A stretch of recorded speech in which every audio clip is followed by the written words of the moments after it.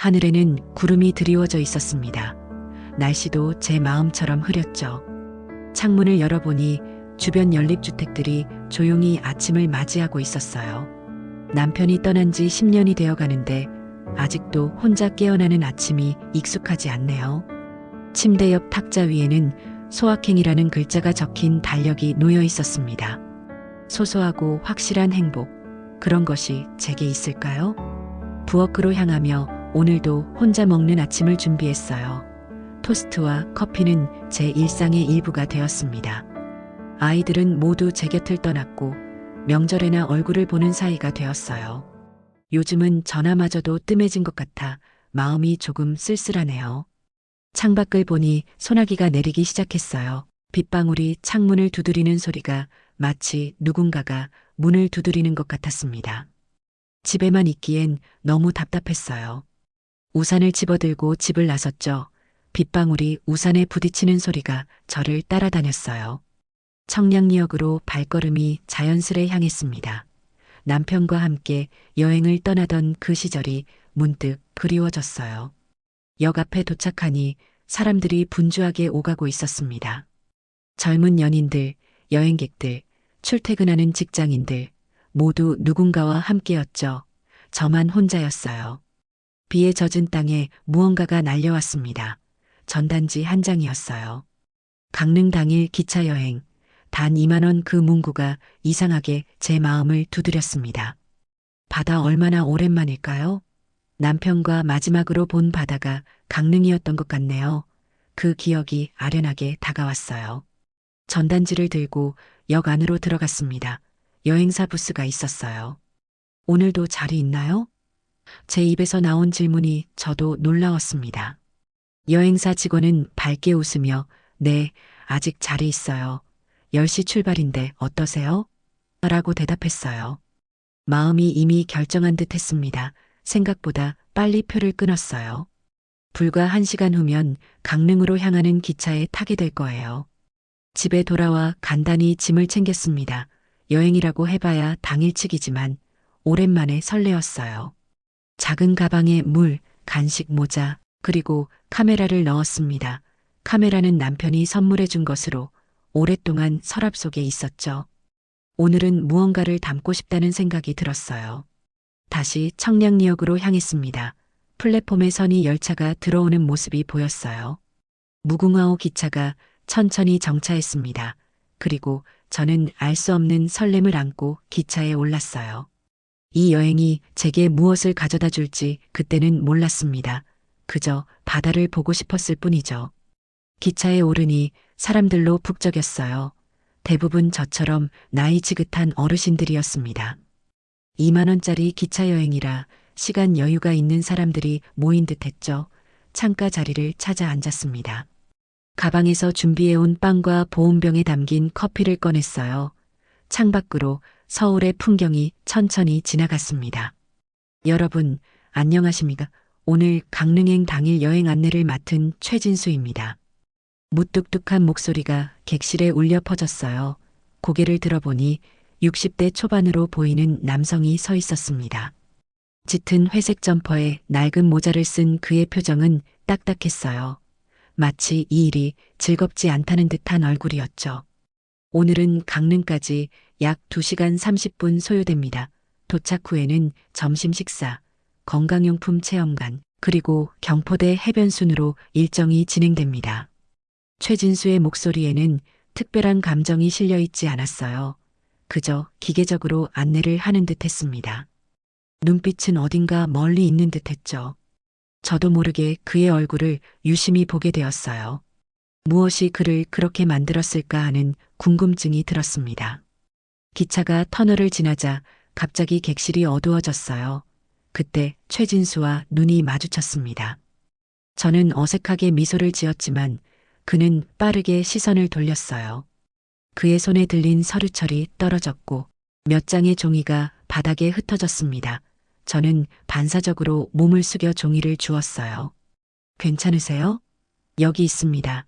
제가 종이를 건네자 그는 잠시 당황한 표정을 지었습니다. 감사합니다. 짧게 인사한 후 그는 다시 앞으로 걸어갔어요. 제 옆자리는 비어 있었고 그는 거기에 잠시 앉아 서류를 정리하기 시작했습니다. 가까이서 보니 그의 손등에는 깊은 주름이 있었고 손가락은 마디마디 굵었어요. 평생 무언가를 다뤄온 손이라는 생각이 들었습니다. 혹시 드실래요? 용기를 내어 준비해온 빵을 내밀었어요. 최진수는 잠시 머뭇거리다가 고개를 저었습니다. 괜찮습니다. 그리고는 다시 서류에 집중했어요. 이상하게도 저는 포기할 수 없었습니다.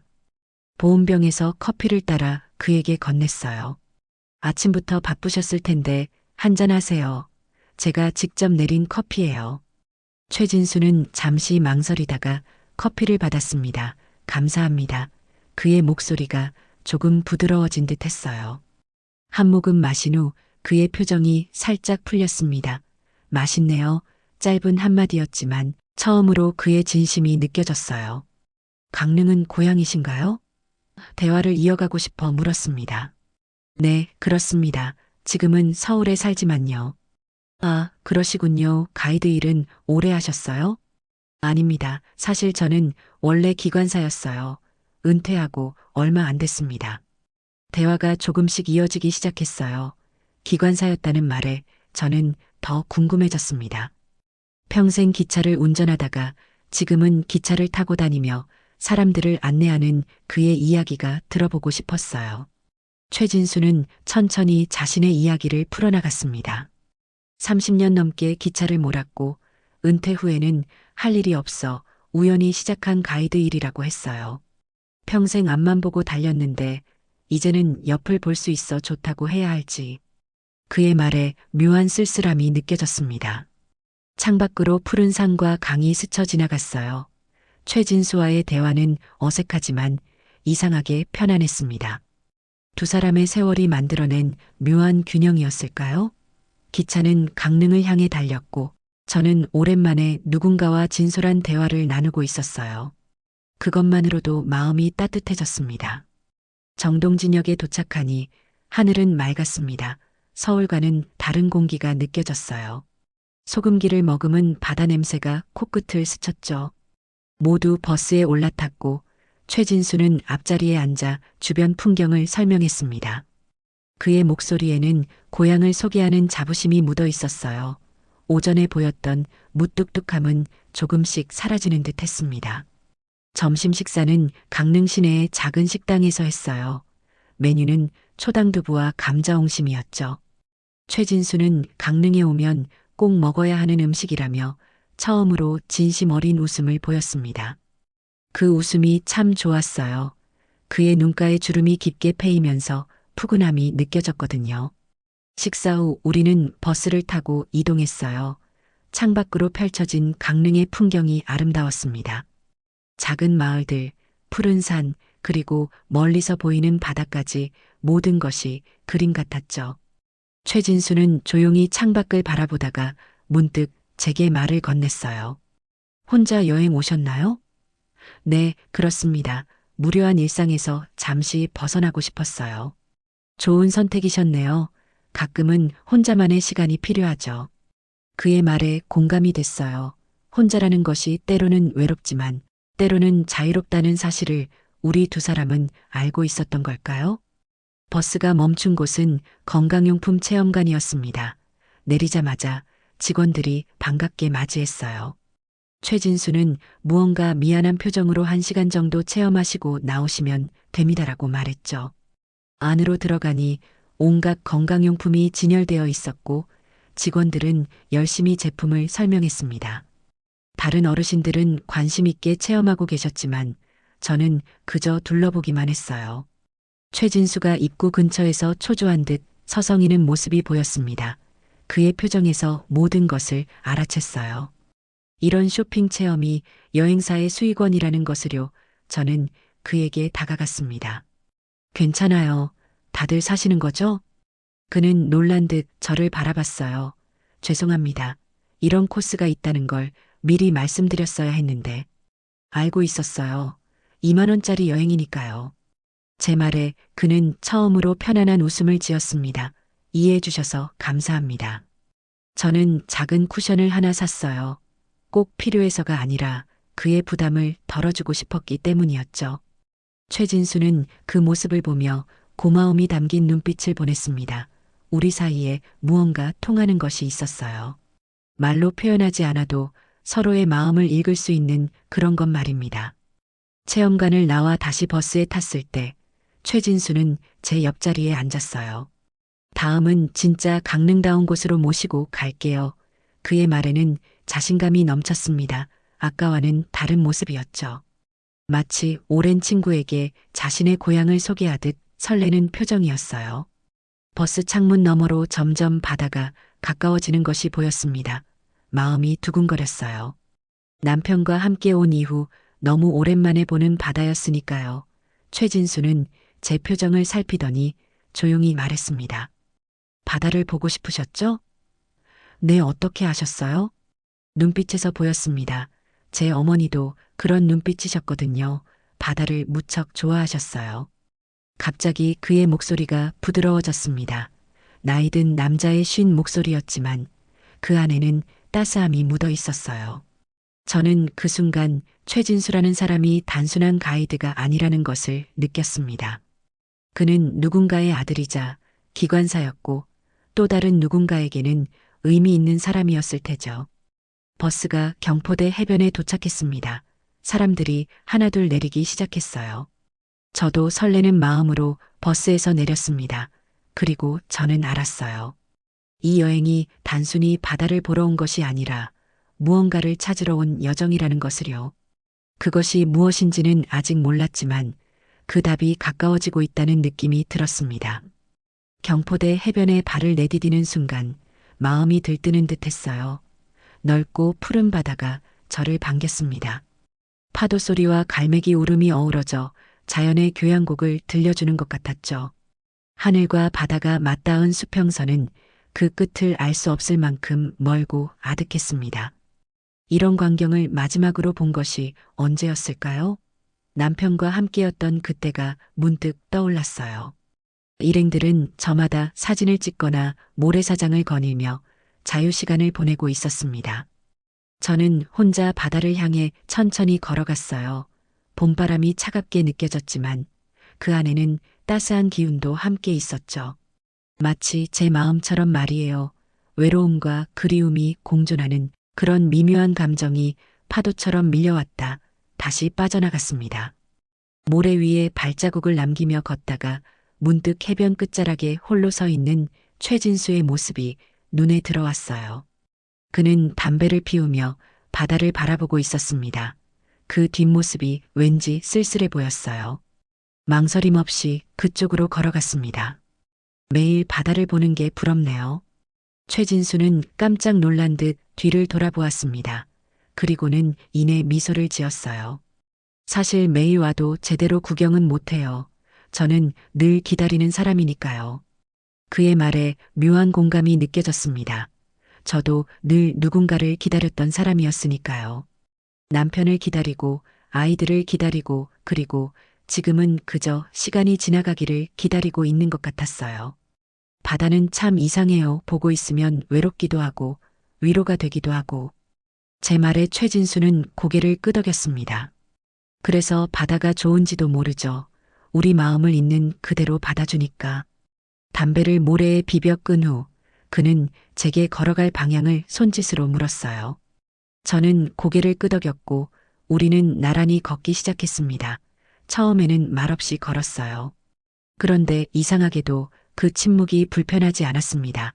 오히려 편안했죠. 마치 오랜 지인과 함께 걷는 듯한 느낌이었어요. 가이드 일은 어떠세요? 기관사와는 많이 다를 것 같은데요.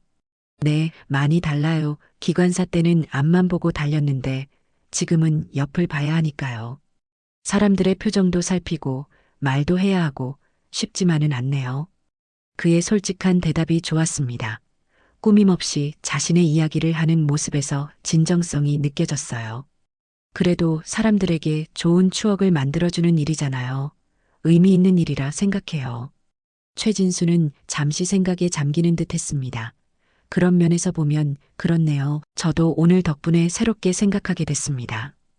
파도가 부서지는 소리를 들으며 우리는 계속 걸었어요. 최진수는 가끔씩 강릉의 이야기를 들려주었습니다.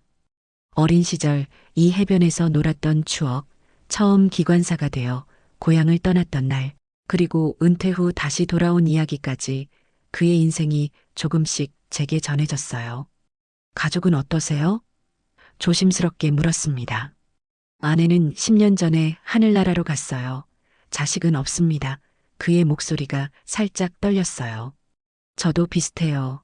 남편은 10년 전에 떠났고 아이들은 모두 제 곁을 떠났죠. 서로의 상처를 나누는 순간이었습니다. 하지만 이상하게도 아프지 않았어요. 오히려 서로를 이해하는 시간이었죠. 바다를 배경으로 두 사람의 발자국이 나란히 이어졌습니다. 모래 위에 남은 흔적은 파도가 지워버리겠지만 마음에 새겨진 이 순간은 오래도록 남을 것 같았어요.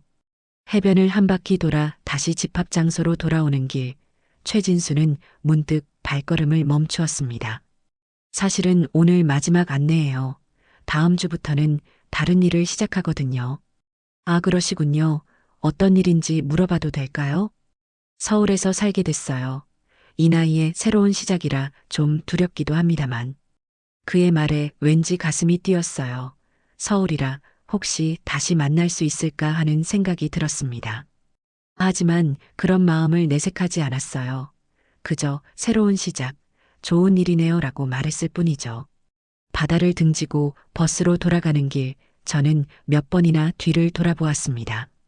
마치 무언가를 남겨두고 오는 것 같은 느낌이 들었어요. 오늘 이 바다에서 저는 무언가를 찾은 것일까요? 아니면 새로운 무언가를 시작한 것일까요? 그 답을 알기에는 아직 이른 것 같았습니다. 해가 서쪽으로 기울기 시작했습니다. 바다에서의 시간이 너무 빨리 지나간 것 같았어요. 아쉬움을 뒤로하고 우리는 다시 강릉역으로 향했죠. 버스 안에서 저는 창밖의 풍경을 바라보며 오늘 하루를 되새겨봤습니다. 예상치 못했던 만남, 그리고 바다 오랜만에 마음이 충만해지는 기분이었어요. 역에 도착하자 최진수는 모두에게 인사를 건넸습니다. 오늘 하루 즐거운 시간 되셨길 바랍니다. 서울까지 안전하게 모셔다 드리겠습니다. 일행들은 하나둘 기차에 올랐고 저도 자리를 찾아 앉았어요. 창가 자리였습니다. 바깥 풍경이 점점 어두워지고 있었어요. 기차가 출발하고 얼마 후 최진수가 객실을 순회하며 인사를 건넸습니다. 제자리 앞에 왔을 때 그는 잠시 머뭇거리더니 옆자리에 앉았어요. 괜찮으시면 조금 이야기해도 될까요? 그의 목소리에는 어색함이 묻어 있었지만 저는 기뻤습니다. 물론이죠. 저는 가방에서 남은 과자를 꺼내 그에게 건넸어요. 강릉 특산품이라면서요? 같이 드시죠. 그는 감사하다는 말과 함께 과자를 받았습니다. 우리는 조용히 과자를 나눠 먹으며 창밖을 바라봤어요. 이제는 어둠이 내려앉아 창에 우리의 모습이 비치고 있었습니다. 나란히 앉은 두 사람의 모습이 왠지 자연스러워 보였어요. 오늘 하루 진짜 여행 같았어요. 최진수의 말에 저는 고개를 돌려 그를 바라봤습니다. 그의 표정은 아까보다 한결 부드러워져 있었어요. 무슨 의미인가요? 매일 같은 코스를 안내하다 보니 여행이라는 느낌을 잊고 살았거든요. 그런데 오늘은 달랐습니다. 마치 저도 누군가와 함께 여행을 하는 기분이었어요. 그의 말에 가슴이 따뜻해졌습니다. 저도 비슷한 기분이었거든요. 오랫동안 잊고 있었던 설렘, 그리고 누군가와 함께하는 즐거움을 다시 느낀 하루였으니까요. 저도 오랜만에 의미 있는 시간을 보냈어요. 바다도 좋았지만 함께 걸었던 시간이 더 기억에 남을 것 같네요. 솔직한 마음을 전하고 나니 얼굴이 뜨거워졌습니다. 나이 60이 넘어서도 이런 감정을 느낄 수 있다는 게 신기했어요. 최진수는 잠시 말없이 저를 바라보더니 부드럽게 미소 지었습니다. 정인숙 씨, 실례가 안 된다면 연락처를 교환해도 될까요? 서울에서 지내게 됐으니. 심장이 빠르게 뛰기 시작했어요. 마치 젊은 시절로 돌아간 듯한 느낌이었습니다. 머뭇거림 없이 고개를 끄덕였죠. 네, 좋아요. 저도 그러고 싶었어요. 우리는 서로의 전화번호를 교환했습니다. 그 순간 기차가 터널을 지나갔고 객실이 잠시 어두워졌어요. 어둠 속에서 저는 최진수의 손이 살짝 제 손에 닿는 것을 느꼈습니다. 의도했는지는 모르겠지만 그 순간 전율이 온몸을 타고 흘렀어요. 터널을 빠져나오자 우리는 다시 평소의 모습으로 돌아왔습니다. 하지만 무언가가 달라졌다는 것을 느낄 수 있었어요. 말로 표현할 수 없는 미묘한 변화였죠.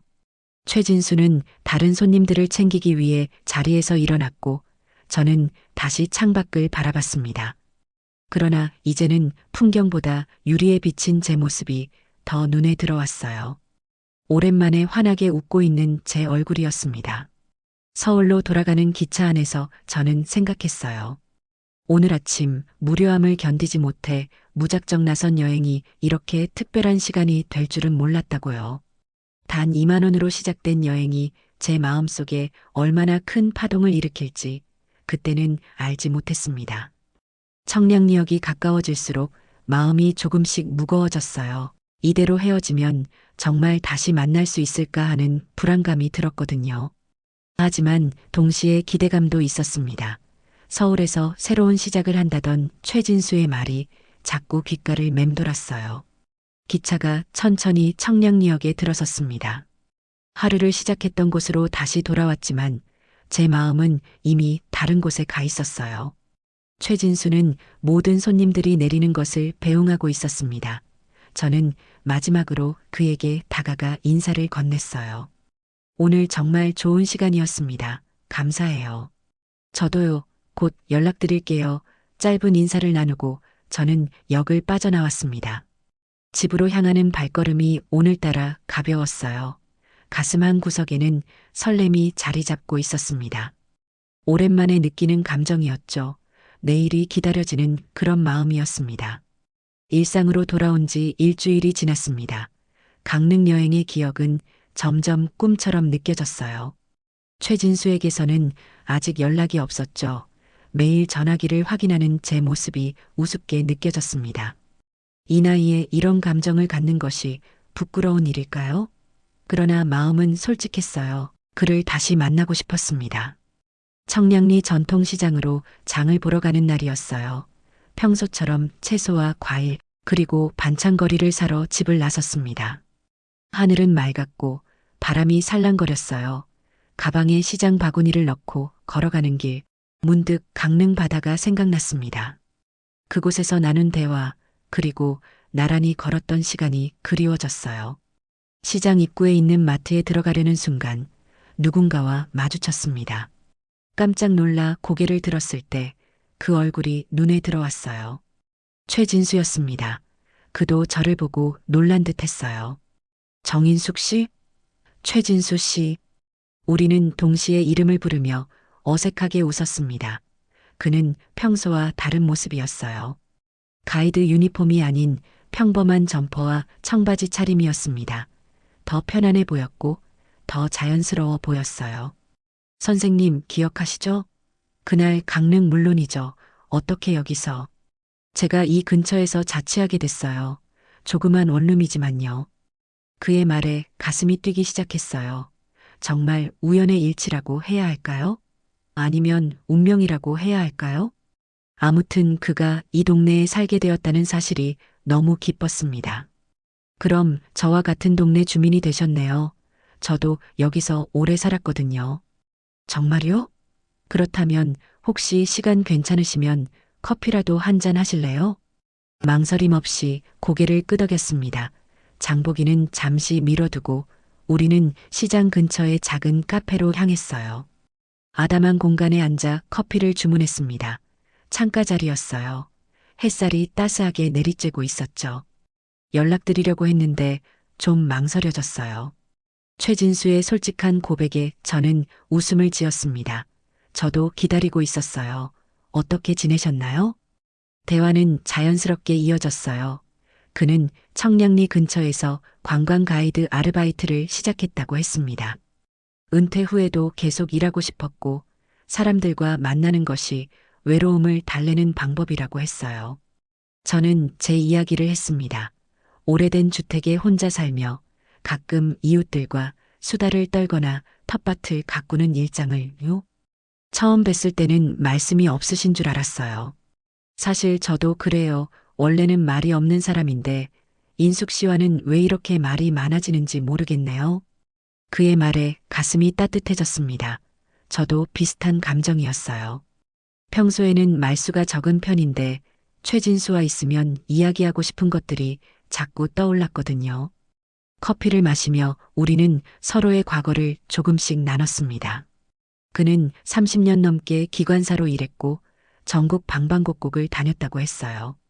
아내와는 자식 없이 살다가 10년 전에 암으로 떠나보냈다고 했습니다. 그 이야기를 할 때 그의 눈빛이 슬픔으로 가득 찼어요. 혼자 산다는 건 익숙해도 외로움은 익숙해지지 않네요. 그의 말에 깊이 공감했습니다.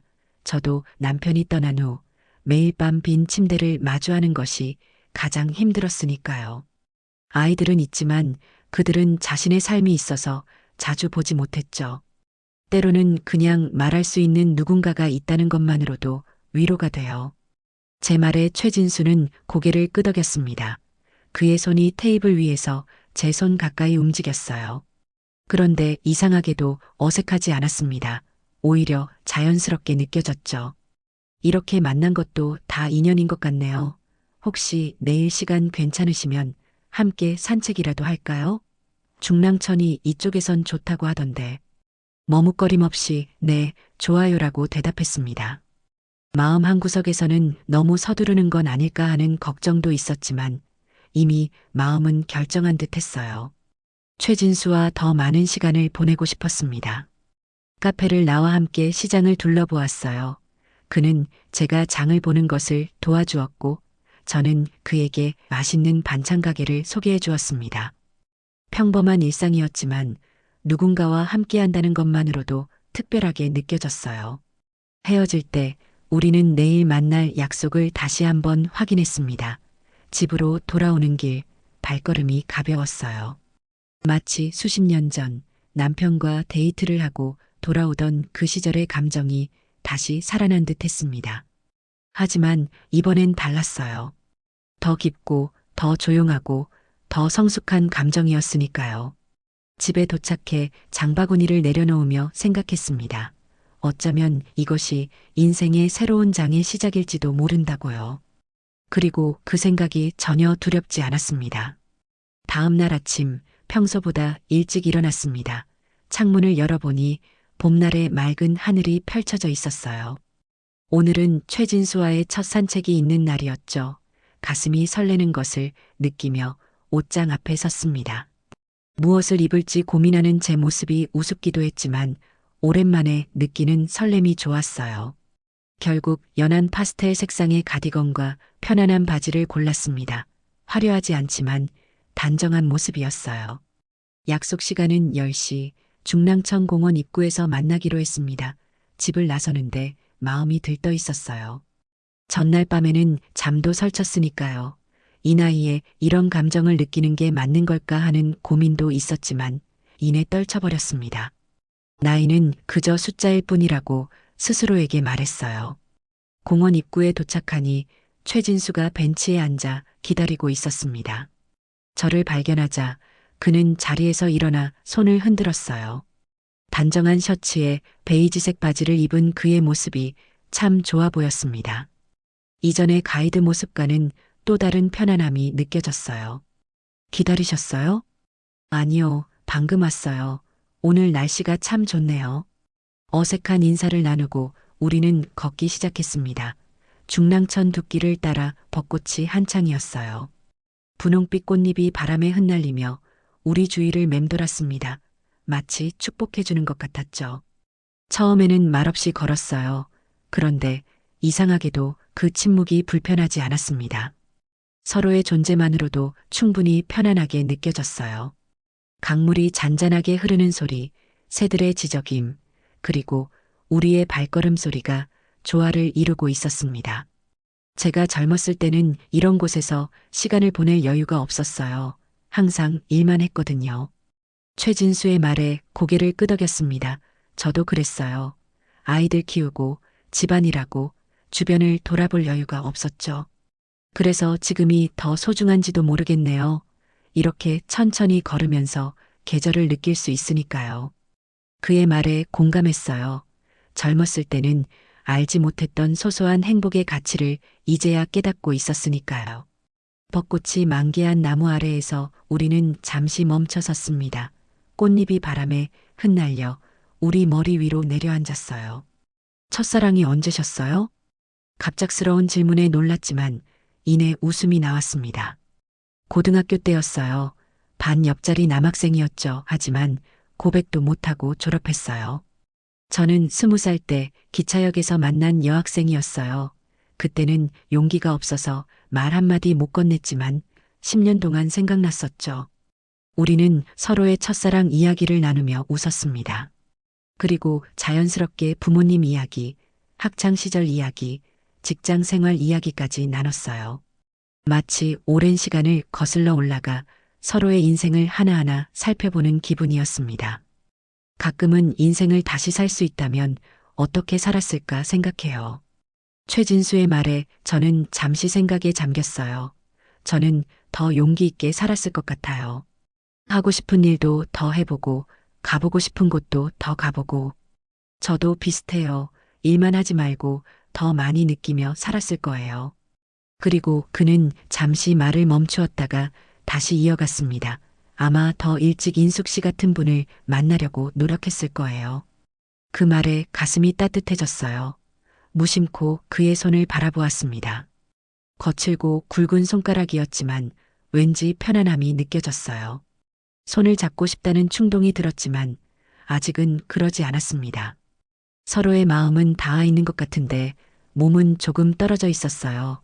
그렇지만 그 거리조차 편안하게 느껴졌습니다. 벚꽃 터널을 지나는 동안 우리는 서로의 인생에서 가장 행복했던 순간, 가장 슬펐던 순간, 그리고 가장 후회되는 순간까지 나눴어요. 말하기 어려운 이야기들도 있었지만 이상하게도 최진수에게는 모든 것을 말할 수 있을 것 같았습니다. 아마도 우리가 비슷한 상처와 기쁨을 경험했기 때문일까요? 이 시간이 그냥 계속됐으면 좋겠네요.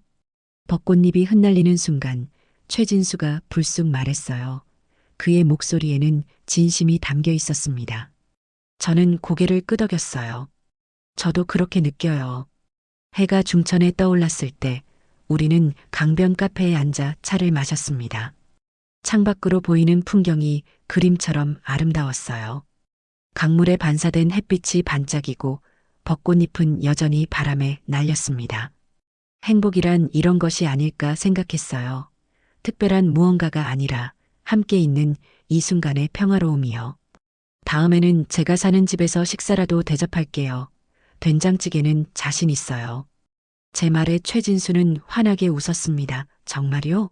그럼 저는 디저트를 준비할게요. 단 것은 잘 못 만들지만 맛있는 것 사오겠습니다. 계획을 세우는 것만으로도 기분이 좋아졌어요. 앞으로의 날들이 기대되었으니까요. 산책을 마치고 헤어질 때 우리의 마음은 이미 더 가까워져 있었습니다. 손은 닿지 않았지만 마음은 충분히 닿아 있었어요. 집으로 돌아오는 길, 오늘의 기억을 하나하나 되새겼습니다. 봄바람, 벚꽃, 그리고 최진수의 따뜻한 미소까지 모든 것이 마음속에 사진처럼 선명하게 남아 있었어요. 이것이 늦은 나이에 찾아온 새로운 시작이라면 기꺼이 받아들일 준비가 되어 있었습니다. 산책을 한 지 한 달이 지났습니다. 그 사이 최진수와 저는 자주 만났어요. 때로는 공원에서 산책을 하고 때로는 영화를 보러 가기도 했죠. 오늘은 처음으로 제 집에서 함께 식사를 하기로 한 날이었습니다. 아침부터 분주하게 준비했어요. 된장찌개에 들어갈 재료들을 손질하고 집안 곳곳을 정리했습니다. 마치 명절 준비를 하는 것처럼 설레고 긴장되었어요. 오후 5시 초인종이 울렸습니다. 문을 열자 최진수가 서 있었어요. 한 손에는 작은 선물 상자를, 다른 손에는 떡 케이크를 들고 있었죠. 그의 얼굴에는 수줍은 미소가 번져 있었습니다. 들어오세요. 기다렸어요. 집이 참 아늑하네요. 인숙 씨 같아요. 그의 말에 가슴이 따뜻해졌습니다. 집안을 둘러보는 최진수의 눈빛에서 진심이 느껴졌어요. 오래된 가구들과 벽에 걸린 가족 사진들, 그리고 작은 화분들이 있는 이 공간이 누군가에게는 특별하게 보인다는 사실이 기뻤습니다. 부엌으로 안내하며 준비 중인 저녁을 보여주었어요. 최진수는 가져온 떡 케이크를 냉장고에 넣고는 제 옆에 서서 된장찌개가 끓는 모습을 바라보았습니다. 무언가 말하고 싶은 듯 했지만 쑥스러워하는 그의 모습이 귀여웠어요. 도와드릴 것 없을까요? 아니요, 거의 다 됐어요. 앉아 계세요. 하지만 그는 제 말을 듣지 않고 밥그릇과 수저를 꺼내 식탁을 차리기 시작했습니다. 나란히 부엌에서 움직이는 모습이 마치 오랫동안 함께해온 것처럼 자연스러웠어요. 말없이도 서로의 동작을 이해하고 공간을 나누는 그 느낌이 참 좋았습니다. 식탁에 앉아 된장찌개를 나눠 먹었어요. 창밖으로는 봄비가 내리기 시작했습니다. 빗방울이 창문을 두드리는 소리가 배경음악처럼 흘렀어요. 최진수는 첫 숟가락을 먹고 감탄했죠. 정말 맛있네요. 오랜만에 먹는 집밥이라 더 그런가 봐요. 과찬이세요. 그래도 좋아해 주셔서 다행이네요. 대화는 자연스럽게 이어졌습니다. 서로의 일상, 취미, 그리고 앞으로의 계획까지 시간이 얼마나 흘렀는지도 모르게 이야기를 나눴어요. 식사가 끝나고 차를 마시며 창가에 나란히 앉았습니다. 빗소리가 점점 커지고 있었어요. 선물 안 열어보세요? 최진수의 말에 그제야 선물 상자가 생각났습니다. 조심스럽게 포장을 풀었어요. 안에는 하늘색 실크 스카프가 들어 있었습니다. 작고 얇았지만 그 안에 담긴 마음이 느껴졌어요. 제가 고른 건데 마음에 들까요? 인숙 씨 눈동자색이랑 비슷해서 정말 예뻐요. 고마워요. 스카프를 목에 두르자 최진수의 눈빛이 달라졌습니다. 따뜻함과 애정이 담긴 눈빛이었어요. 저는 냉장고에서 떡 케이크를 꺼내 테이블 위에 올려놓았습니다. 작은 초 하나를 꽂고 불을 붙였어요. 무슨 날인가요?